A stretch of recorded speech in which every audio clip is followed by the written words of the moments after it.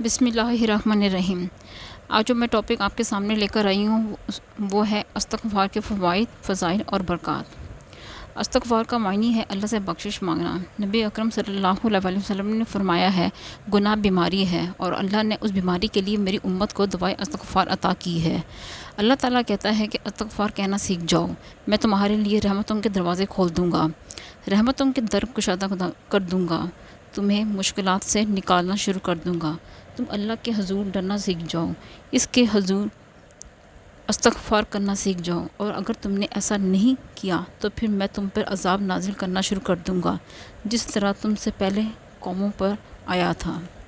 سورہ نوح میں حضرت نوح نے اپنی قوم کو استغفار کرنے کو کہا کہ اپنے رب سے استغفار کرو، وہ اپنے رب سے معافی مانگو، بے شک وہ بہت معاف کرنے والا ہے، وہ معاف کر کے تمہیں انعامات سے نوازے گا، وہ تمہارے لیے آسمان سے بارشیں برسائے گا، تمہیں مالدار کرے گا اور بیٹوں سے مدد دے گا، تمہارے لیے باغات بنائے گا اور تمہارے لیے نہریں جاری کرے گا۔ اب دیکھیں ایک انسان کی خواہش کیا ہوتی ہے، یہی نہ کہ اس کو ایک پرسکون زندگی ملے، بیٹے ملے اور اولاد ایسی ہو جو کہ صالح ہو، بڑھاپے کا سہارا ہو، رہنے کا مقام ملے، مال ہو، باغ ہو، تو یہ ساری چیزیں استغفار کرتے رہنے سے ملتی ہیں۔ جو شخص اللہ سے ڈرنا شروع کر دیتا ہے یعنی تقویٰ اختیار کر لیتا ہے تو اللہ کریم اس کے لیے مخرج پیدا کر دیتا ہے، یعنی اس مصیبت سے نکلنے کے اللہ راستے دیتا ہے۔ ایسا نہیں ہے کہ اس شخص پہ مشکلات نہیں آتی ہیں، بلکہ جب اس شخص پہ مشکلات آتی ہیں تو اللہ اس شخص پر مشکلات سے نکلنے کے راستے پیدا کرنا شروع کر دیتا ہے۔ دوسرا، اللہ سبحانہ تعالیٰ اس کو وہاں سے رزق دیتا ہے جہاں سے اسے گمان بھی نہیں ہوتا ہے۔ جو شخص کثرت سے استغفار کرنے کا معمول بنا لے تو اس کی زندگی میں بہار آ جاتی ہے۔ جو شخص باکثرت استغفار کرے گا تو اللہ تعالیٰ اس کو ہر غم سے نجات دے دے گا، اور اگر کوئی شخص 1200 بار استغفار کرنے کی عادت بنا لے تو اللہ اس پر اپنی خاص رحمت کرتا ہے۔ ورنہ ہر نماز کے بعد ایک تسبیح کرنا تو زیادہ نہیں، اس سے بھی آسان یہ ہے کہ پورے دن میں بندہ کم از کم ایک تسبیح استغفار کی تو کر لیا کرے۔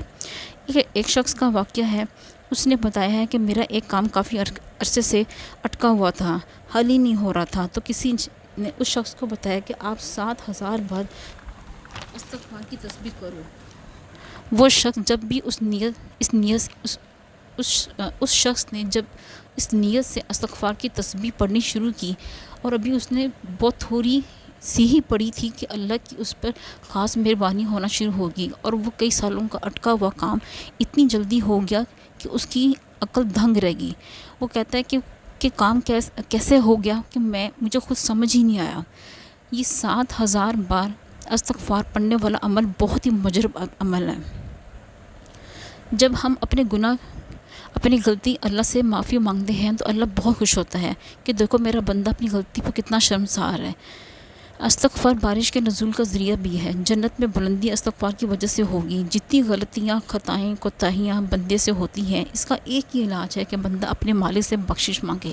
حدیث شریف میں ہے قیامت کے دن سب سے زیادہ خوش قسمت انسان وہ ہوگا جس کے نامہ مال میں استغفار زیادہ ہوگا۔ حضرت امام حسن رضی اللہ تعالیٰ عنہ سے آ کر کسی شخص نے وظیفہ پوچھا کہ میں بے اولاد ہوں، کوئی وظیفہ تو بتا دیجئے۔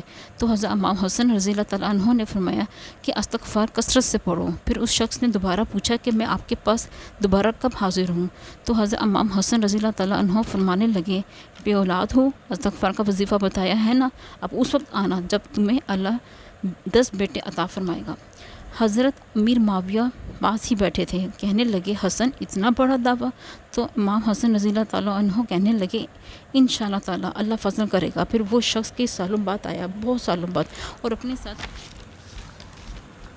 حضرت امیر معاویہ رضی اللہ تعالیٰ عنہ کو بھی لایا اور کہنے لگا کہ یا امام حسن رضی اللہ تعالیٰ عنہ، مجھے پورے 10 بیٹوں سے اللہ تعالیٰ نے نوازا ہے۔ حضرت امیر معاویہ نے کہا بات تو آپ کی سچ ہو گئی ہے، پر بتائیں کہ وظیفہ آپ نے لیا کہاں سے ہے؟ تو حضرت امام حسن رضی اللہ تعالیٰ عنہ فرمانے لگے قرآن پاک سے، سورہ نوح کی 11 بار آیت پڑھو، جس کا مفہوم یہ ہے کہ میں تمہارے بیٹوں سے بھی مدد کروں گا اور مال سے بھی مدد کروں گا۔ تو میں نے قرآن سے یہ بتایا تھا، تو کیا نعوذ باللہ قرآن میرے اللہ کا جھوٹا ہو سکتا ہے؟ حضور اکرم صلی اللہ علیہ وسلم خود فرمایا کرتے تھے کہ میں دن میں ایک تسبیح استغفر اللہ کی خود بھی کرتا تھا۔ تو سوچئے ایک ایسی ہستی جس کا تصور بھی نہیں کیا جا سکتا کہ وہ کوئی گناہ کرے گا، تو پھر ہمارا اپنے بارے میں کیا خیال ہے؟ قرآن مجید میں اللہ تعالیٰ نے اپنے محبوب حضرت محمد صلی اللہ علیہ وآلہ وسلم سے اعلان فرمایا ہے کہ میرے بندوں سے کہہ دو کہ میری رحمت سے نامید نہ ہوا کریں، کہ انہیں لگے کہ میں نے تو اتنے گناہ کر لیے ہیں کہ اب تو کوئی چانس ہی نہیں ہے۔ تو ایسی بات نہیں ہے۔